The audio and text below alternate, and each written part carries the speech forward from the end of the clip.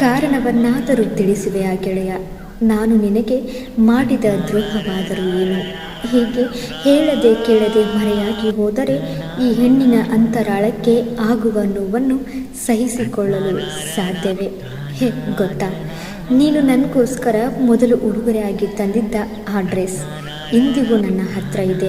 ನಿನಗೆ ಗೊತ್ತಾ, ನಿನ್ನ ನೆನಪಾದಾಗಲೆಲ್ಲ ಆ ಡ್ರೆಸ್ಸನ್ನ ನೋಡಿ ಮೌನವಾಗಿಬಿಡ್ತೇನೆ. ಕೈ ಹಿಡಿದು ನಡೆದ ಆ ದಿನಗಳು, ಹೊತ್ತೆ ಅರಿಯದೆ ಪಿಸುಗುಟ್ಟಿದ ರಾತ್ರಿಗಳು, ಜೊತೆಯಲ್ಲಿ ಕುಳಿತು ಕುಡಿದ ಆ ಟೀ, ನನಗಾಗಿ ಕಾದು ಕುಳಿತ ಆ ಬಸ್ ಸ್ಟಾಪಿನ ಕ್ಷಣಗಳು, ಇವೆಲ್ಲವೂ ಈಗ ನೆನಪು ಮಾತ್ರ.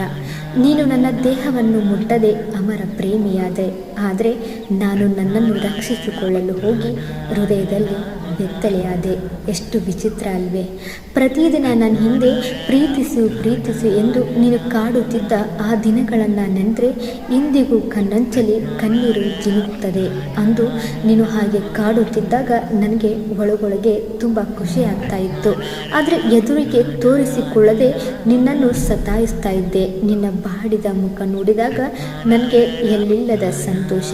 ನೀನು ಮೊಟ್ಟ ಮೊದಲು ಕಳುಹಿಸಿದ ನಾನಿನ್ನ ಪ್ರೀತಿಸುವೆ ಎನ್ನುವ ಪದಗಳನ್ನು ಓದಿದ ಕ್ಷಣದಲ್ಲಿ ನನ್ನ ಹೃದಯ ಬಡಿತ ಎಷ್ಟು ಜೋರಾಗಿತ್ತು ಗೊತ್ತಾ? ಹಬ್ಬ, ನೆನಪಿಸಿಕೊಂಡ್ರೆ ಈಗಲೂ ಭಯವಾಗುತ್ತದೆ. ನಿನ್ನ ಪ್ರೀತಿಯನ್ನು ಒಪ್ಪಿಕೊಳ್ಳಲು ನಾನು ಎಷ್ಟು ಸತಾಯಿಸಿದ್ದೆ. ನೀನು ನನ್ನ ಪ್ರೀತಿಗೆ ಅರ್ಹನೋ ಇಲ್ಲವೋ ಎಂದು ಎಷ್ಟೆಲ್ಲ ಪರೀಕ್ಷಿಸಿದ್ದೆ. ಆ ಪರೀಕ್ಷೆಗಳನ್ನು ಗೆದ್ದು ನೀನು ನನ್ನ ನಿಜವಾದ ಹೃದಯದ ಒಡೆಯನೆಂದು ನನಗೆ ತಿಳಿಯುವ ಹೊತ್ತಿಗೆ ನೀನು ಆಗಲೇ ನನ್ನ ಪ್ರೀತಿ ಎಂಬ ಬಂಧನದಿಂದ ಬಹುದೂರ ಸಾಗಿ ಹೋಗಿದ್ದಿ.